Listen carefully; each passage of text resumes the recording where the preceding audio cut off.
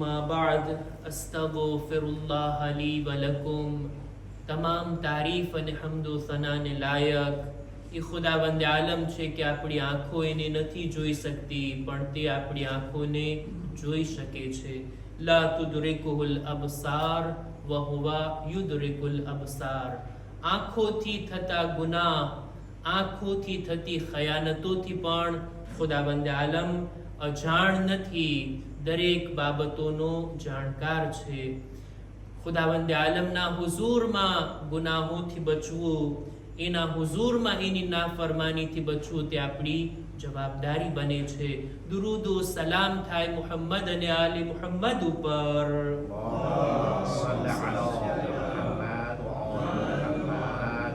કે જેઓએ આપણને અલ્લાહની બંદગીનો તરીકો અને સલીકો તાલીમ આપ્યા, તેઓ અર્શ પરથી ફર્શ પર આવીને આપણી હિદાયતની કોશિશો કરી ચૂક્યા અને આ રાહની અંદર તેઓ શહાદતના દરજા પર ફાઈઝ થઈ શક્યા।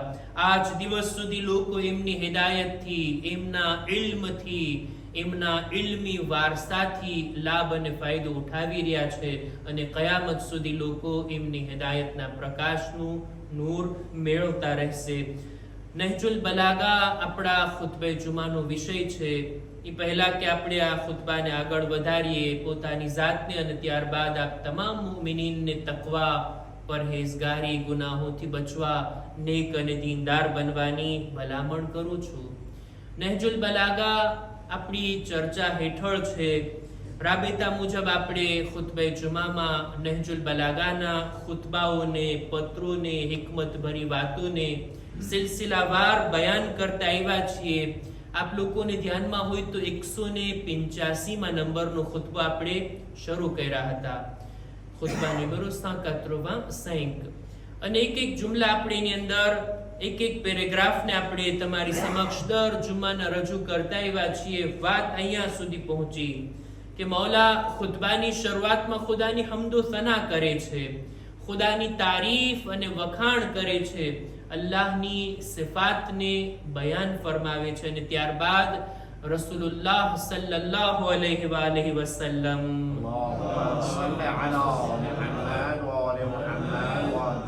એમને યાદ કરી, એમની સિફાત, એમના આવવાનો મકસદ, એમણે કરેલા કામો, એનું વર્ણન કરીને રસૂલ ઉપર દુરૂદ ઓ સલામ મોકલ્યા બાદ હવે લોકોને ખુદાની ઓળખાણ તરફ બોલાવે છે, ખુદાની મારિફત તરફ લોકોને મૌલા દાવત આપે છે કે ખુદાને ઓળખીએ, ખુદાની સિફાતને આપણે બરાબર જેવી એની સિફાત છે, કમા હક કહું, જેવો એનો હક બને છે એવી રીતના તો ખુદાને નથી ઓળખી શકતા।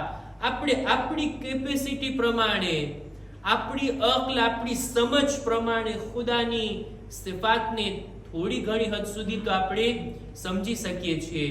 એવું નથી કે ખુદા બિલકુલ સમજમાં ન આવતો હોય, ખુદાની સિફાત બિલકુલ સમજમાં ન આવતી હોય, એ વાત બરાબર નથી। અને એ વાત પણ બરાબર નથી જેવી રીતના અમુક મુસલમાનો અકીદો ધરાવે છે કે ખુદાની સિફાત, ખુદાનું બદન, ખુદાની જાત ઇન્સાનના બદન જેવું છે। આપણી પાસે પણ જેમ હાથ, પગ અને બદનના અંગો છે, ખુદા પાસે પણ છે। ફરક એટલું છે કે એની પાસે બધું મોટું મોટું છે। ના, એ હકીદો પણ બરાબર નથી। ખુદાની જાત આ બધી ચીજોથી પાક છે, જિસ્મ અને જિસ્માનિયાતથી ખુદાની જાત દૂર છે। ખુદા જિસ્મ નથી, ખુદા કોઈ જગ્યા ઉપર નથી, ખુદા કોઈ સમયમાં દાખલ નથી થઈ શકતો, બલકે સમયને ખુદાએ પેદા કર્યો છે, દરેક જગ્યાને ખુદાએ બનાવી છે। ખુદા એક હદ સુધી, જેટલી આપણી કેપેસિટી છે એટલી હદ સુધી આપણે એની સિફાતને ઓળખી શકીએ છીએ। અને એક તરીકો અલ્લાહની મારિફતનો આ છે કે અલ્લાહની મખલુકાતને જોઈ એના પેદા કરનારને ઓળખીએ। દુનિયાની અંદર અલ્લાહે બનાવેલી ચીજોને જોઈ અને આપણે એના બનાવનારની અઝમત, એની કુદરત, એના ઇલ્મના બારામાં જાણકારી મેળવી શકીએ। અને એટલે જ ઇમામ આ વાત ઉપર ભાર મૂકે છે કે અલ્લાહની મખલુકાતને જુઓ, ખુદાએ બનાવેલી દરેક ચીજોને જુઓ। જરૂરી નથી મોટી મોટી ચીજોને જુઓ, નાની નાની ચીજોની બનાવટને જોશો ને તો એ ખુદાની ઓળખાણ કરવી શક્ય છે। ઇમામ આગળ ફરમાવે છે, આપણી વાત અહીંયા સુધી પહોંચી હતી કે અલા યંદુરુના ઇલા સગીર મા ખલક, અલ્લાહની નાની નાની મખલુકાતની તરફ લોકો નજર નથી નાખતા, નથી જોતા. મોટી મોટી મખલુકાત, મોટા મોટા જાનવરો તરફ નહીં, નાના નાના જાનવરો, કીડા મકોડાને આપણે જો જોઈએ ને તો એની બનાવટમાં પણ આપણને ખુદાની કુદરત દેખાય છે.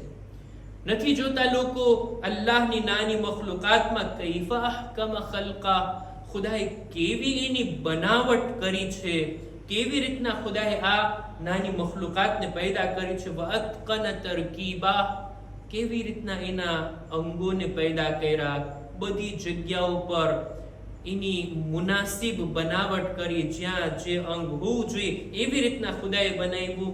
વફલક લહુ સમઅ વલ બસર, અને આ નાની મખલુકાતને પણ ખુદાએ કાન આપ્યા છે, આંખ આપી છે જોવા માટે. વસવ્વલહુલ અઝ્મા વલ બશર, ખુદાએ આ નાના એવા મખલુકને પણ હાડકા આપ્યા છે, એની ચામડી આપી છે. આ બધી ચીજોને જોવામાં આવે, કોઈ પણ એક નાની મખલુકને આપણે જોઈ લઈએ, ખુદાવંદે આલમની ખરેખર આપણને ખુદા સુધી પહોંચાડે છે કે દરેક નાના નાના કીડા મકોડા, નાના નાના જાનવર પણ ખુદાએ એની જિંદગી જીવવા માટે જે કંઈ જરૂરી છે એ બધા અંગો આપ્યા, એ બધા સાધનો એને અતા કર્યા. જેટલું એક હાથી પાસે છે ને એ જ અંગો આ નાના કીડા મકોડા પાસે છે. એની પાસે પણ આંખ અને કાન છે, અહીંયા પણ છે.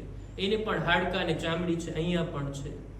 એને પણ ખુદાએ બધું મુનાસિબ બનાવ્યું, અહીંયા પણ ખુદાએ બારીકીની સાથે, દકીક, બિલકુલ હિસાબ કિતાબની સાથે કેવી નાની મખલૂકની અંદર બધી ચીજો ખુદાએ પેદા કરી. આ ખુદાની કુદરત નથી તો બીજું શું છે? આ રીતના કીડા મકોડા, આ રીતના નાના નાના જાનવરને કયા કારખાનામાં ઇન્સાન બનાવી શકે છે? હરગીઝ નહીં. આ કુદરતના કારખાનામાં બનેલી ચીજો છે કે જે આપણને અલ્લાહની કુદરત દેખાડે છે, અલ્લાહની અઝમતને દેખાડે છે, ખુદાના ઇલ્મ એને દર્શાવે છે. અને ત્યારબાદ મૌલા હવે એક જાનવર ઉપર ઝૂમ થાય છે, ફોકસ કરી અને એના બારામાં મૌલા વર્ણન કરે છે. વિચાર તો કરીએ, નહજુલ બલાગા જેવી કિતાબ, એનો ટોપિક ખુદાની ઓળખાણ, ખુદાને ઓળખવું છે. કોણ બયાન કરે છે? મૌલા અલી બયાન કરે છે. અને શેના બારામાં બયાન કરે છે? એક નાનામાં નાની મખલૂક જેને કહેવાય છે કીડી, ફોર્મી, એન્ટ, નાની એવી કીડી, એના બારામાં મૌલા બયાન કરે છે કે આને તમે જુઓ અને ખુદાને ઓળખો, આને જુઓ, એના બનાવનારને ઓળખો. મૌલા ફરમાવે છે, ઉન્ઝુરુ ઇલન નમલતિ ફી સિગરે જુસ્સતિહા, તમે કીડીની તરફ જુઓ કેટલી નાની એવી મખલૂક છે અલ્લાહની, એનું બદન કેટલું નાનું એવું છે. કીડી કે જેના તરફ આપણે ક્યારેય તવજ્જો ના કરતા હોય. નહજુલ બલાગામાં મૌલા આ ખુતબાની અંદર કીડીનો ઉલ્લેખ કરે છે. કેટલા જુમલા કીડીના બારામાં મૌલાએ બયાન કર્યા છે. એના નાના બદન તરફ તો તમે જુઓ, વલતાફત હૈઅતિહા, એના બદનના અંગો કેટલા બારીક, કેટલા લતીફ, કેટલા દકીક, કેટલા નાના નાના એના હાથ પગ, કેટલું હશે કીડીની અંદર. ઈ બધાની તરફ નજર તો નાખો, લા તકાદુ તુનાલુ બિલહઝિલ બસર, એટલી નાની છે આ કીડી કે આમ ધ્યાનથી ના જુઓ ને ત્યાં સુધી આપણને આંખથી દેખાય પણ નહીં. કોઈ જગ્યાએ કીડી હોય જોઈ શકીએ આપણે, જ્યાં સુધી ધ્યાનથી ત્યાં ઊંડાણથી ના જોઈએ ત્યાં સુધી આપણને કીડી ચાલતી ના દેખાય. વલા બિ મુસ્તદરકિલ ફિકર, કીડી કે જેના બારામાં કોઈ વિચારે ના કરતું હોય, જેના બારામાં કોઈ ફિક્ર પણ ના કરતું હોય, પણ મૌલા કહે છે તમે જુઓ, તમે એના તરફ નજર નાખો. ઈ કીડી આટલી નાની એવી, આટલું નાનું એવું વજૂદ, એના હાથ પગ આટલા નાના, આપણી નરી આંખથી દેખાય નહીં, એના બારામાં આપણે વિચાર નથી કરતા, એમ છતાંય કેવી હોશિયાર મખલૂક છે અલ્લાહની, કેવી સમજદાર બનાવી છે આ કીડીને ખુદાએ. મૌલા આગળ ફરમાવે છે, કૈફ દબ્બત અલા અરઝિહા, કેવી રીતના જમીન ઉપર હાલી જતી હોય, ચડાણ આવે, ઉતરાણ આવે, ઝાડ હોય, પહાડ હોય, માટી હોય કે પથ્થર હોય, ગમે તે હેલી જાતી હોય, કેવી રીતના પોતાનો રસ્તો મેળવી લે છે? કોણે શીખાડ્યો એને આ રસ્તો? કોણે એને આવી હોશિયારી અતા કરી, આવી સમજદારી આપી? વસુબ્બત અલા રિઝ્કિહા, કેવી રીતના પોતાના રિસ્કને મેળવી લે છે, ત્યાં સુધી પહોંચી જાય છે, કેવી રીતના એની તલાશમાં નીકળે છે. તનકુલુલ હબ્બતા ઇલા હજરિહા, તનકુલુલ હબ્બતા ઇલા હુજરિહા, નાના એવા દાણાને, પોતાના રિસ્કને, પોતાની રોજીને જ્યારે મેળવી લે ત્યાંથી ઉપાડીને લઈ જાય છે પોતાના દર સુધી, પોતાના ઘર સુધી ઉઠાવીને લઈ જતી હોય. કેવી રીતના લઈ જાય છે જરાક ધ્યાન તો આપીએ એના તરફ. ત્યારબાદ કહે છે વતુઇદ્દુહા ફી મુસ્તકરિહા, અને આ પોતાના રિસ્કના દાણાને દૂરથી ઉઠાવી સાચવીને લાવે છે અને મુનાસિબ જગ્યા ઉપર એ રાખે છે. કીડીના ઘરમાં ખાધા ખોરાકી રાખવા માટે રેફ્રિજરેટર નથી હોતું, ફ્રીજ નથી હોતું, ત્યાં ખાવાની ચીજને ક્યાં સાચવે? પણ કીડીને એટલી સમજ પડે છે કે મારું ખાવાનું હું એવી જગ્યાએ મારા ઘરમાં રાખું કે જ્યાં બગડી ના જાય, ખરાબ ના થઈ જાય. કેવી રીતના દકીક એની જગ્યાએ મૂકે છે. તજમઉ ફી હર્રિહા લિબર્દિહા, ગરમીની મોસમમાં પોતાના માટે દાણા જમા કરીને સાચવીને રાખી દે છે કે આ ઠંડીમાં કામ આવશે. જ્યારે કે આ કીડી હજી ઠંડી જોઈ નથી, હમણાં પેદા થઈ છે, હજી 1 વર્ષ, એને 1 વર્ષ ખબર નહીં એની ઉંમર હોય કે ના હોય, એને ઠંડી જોઈ નથી, પણ ગરમીની અંદર એ ઠંડીના બારામાં વિચાર કરે છે. વફી વિરદિહા લિસદરિહા, અને એવી રીતના પોતાનો ખોરાક જમા કરે, જેટલી પોતાને જરૂરત છે એટલો ખોરાક પોતાના ઘરમાં સાચવીને રાખી લે કે અત્યારે મારા હાથ પગ ચાલે છે, અત્યારે માહોલ સારો છે, અત્યારે નથી વરસાદ કે નથી ઠંડી કે નથી બરફ, હું નીકળી શકું છું અને દાણાને મેળવી શકું છું. લઈને સ્ટોક કરતી જાય, સાચવીને રાખતી જાય એ સમય માટે કે જ્યારે પોતે ઘરની બહાર નહીં નીકળી શકે. પોતાના રિસ્કનો આવો બંદોબસ્ત કરે. આ રીતના ખુદાવંદે આલમે આવી બારીક મખલૂકને, આવી નાની એવી મખલૂકને પેદા કરી. મૌલા એના ઉપર ધ્યાન દોરવાની આપણને દાવત આપે છે. જો તો ખરા, આટલી નાની એવી કીડી, આટલા નાના એવા એના પગ, આટલા નાના એના બદનના અંગ, અને કેટલી એની અંદર હોશિયારી છે, સમજદારી છે. જાય છે, પોતાના રિસ્કને મેળવે છે, પોતાના રિસ્કને તલાશમાં જાય છે. જે પોતાના માટે અનુકૂળ હોય, જે પોતાના માટે ખાવાનું હોય એને જ ઉઠાવે છે, બીજું કઈ વધારાનું નથી ઉઠાવતી. જે પોતાને ઉપયોગી હોય એને જ ઉઠાવે છે, ઉઠાવીને સાચવીને લાવે છે.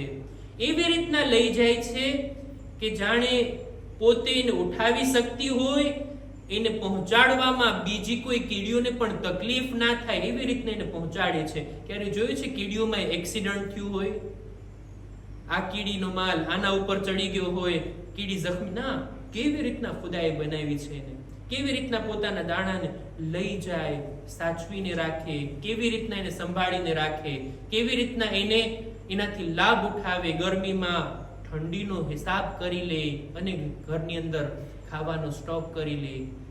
પોતાની જરૂરત મુજબ પોતાના ઘરની અંદર બધી ચીજોને સાચવીને રાખે. અને આટલું જ નહીં, હજી કેટલાય જુમલા મૌલા કીડીના બારામાં કહે છે. અને જેટલી દિક્કત કરીએ, જેટલા એના ઉપર ગૌર ફિક્ર આપણે કરીએ ને, ખુદાની અઝમત આપણને ધ્યાનમાં આવે કે સુબહાનલ્લાહ, કેવો પાક અને પાકીઝા ખુદા છે કે જેણે આ કીડીને પેદા કરી, આટલી સમજદારી આપી. નહીતર દુનિયાનું કયું કારખાનું છે કે આવી મખલૂકને પોતે બનાવી શકે, પોતે ખલ્ક કરી શકે, પેદા કરી શકે ને વજૂદ આપી શકે? ખુદા સિવાય બીજો કોઈ આનો ખાલિક નથી. ખુદાની મારિફત જો મેળવવી હોય તો અલ્લાહની મખલુકાત તરફ નજર નાખવામાં આવે. અને આ ખુતબાની અંદર મૌલા નાના મખલુકાત ઉપર તવજ્જો આપવાની વાત કર્યા, અને એમાંથી ખાસ કરીને કીડીના બારામાં મૌલા વાતને શરૂ કર્યા છે. હજી કેટલાય પેરેગ્રાફ આપણે કીડીના બારામાં મૌલાએ કેટલી દિક્કતો, આપણું ધ્યાન દોરાવ્યું છે, વિચાર કરવા માટે આપણને રાહનુમાઈ કરી છે. ઇન્શાઅલ્લાહ આઈંદા ખુતબાઓની અંદર આપણે આ પેરેગ્રાફને અને આ ચર્ચાને કન્ટિન્યુ કરશું. અહેકામ અને મસાઇલની અંદર આપણે વુઝુના બારામાં અમુક બાબતોને બયાન કર્યા. હવે ગુસ્લના બારામાં પણ મસાઇલને બયાન કરતો જાઓ. ગુસ્લ અને વુઝુની અંદર 3 બાબતોનો તફાવત અને ડિફરન્ટ છે. જરાક એને હું આજે વજાહત કરી લઉં, એની ચોખવટ કરી લઉં તો મારા ખ્યાલથી આજના મસલા માટે કાફી હશે. જો વુઝુ એના મસાઇલ તો ધ્યાનમાં હશે, અને ગોસ્લ કે જે આપણે કરતા હોઈએ ખાસ કરીને જુમાના ગુસ્લ જુમા. વુઝુ અને ગુસ્લના મસાઇલમાં ખાસ બુનિયાદી 3 ફરક છે. પહેલો ફરક એ કે વુઝુની અંદર આપણે ધ્યાન રાખવાનું છે ચહેરો ધોવામાં અને હાથ ધોવામાં ઉપરથી નીચે સુધી. ચહેરાને આપણે ઉપરથી ધોવાનો નીચે સુધી, હાથને પણ ઉપરથી નીચે સુધી. ઊંધી રીતના નથી ધોવાનું કે નીચેથી ઉપર. ચહેરાને પણ નીચેથી ઉપર નથી ધોવાનું, નહીતર વુઝુ બાતિલ થઈ જાય. આ મસલો વુઝુ માટે છે. પણ ગુસ્લની અંદર આવી કોઈ શરત નથી. તમે ઉપરથી નીચે, નીચેથી ઉપર ગમે એ રીતના ધોઈ શકો છો. આપણે પગ ધોવાના હોય તો પહેલા ઉપર, પછી નીચે, પહેલા નીચે, પછી ઉપર. આપણે હાથ ધોઈએ, માથું ધોઈએ, આખું બોડી આપણે ધોતા હોય ઉપર નીચે ગમે ત્યાં પેલા ધોઈ શકાય. એમાં કઈ ફરક નથી પડતો. વુઝુ અને ગુસ્લમાં આ પહેલો તફાવત.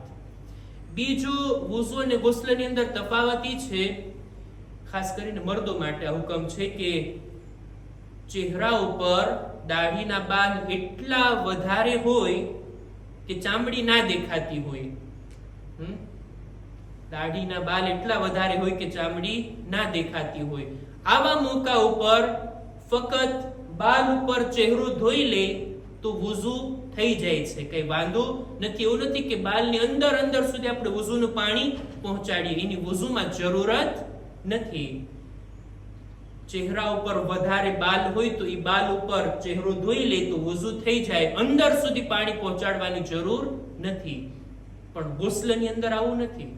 ગુસ્લની અંદર આપણે આપણી ચામડી સુધી પાણી પહોંચાડવું આ જરૂરી છે. એના વગર ગુસ્લ સહી નથી થતું. આ બીજો તફાવત. અને ત્રીજો તફાવત વુઝુ અને ગુસ્લમાં એ છે કે વુઝુમાં મુવાલાતની શરત છે.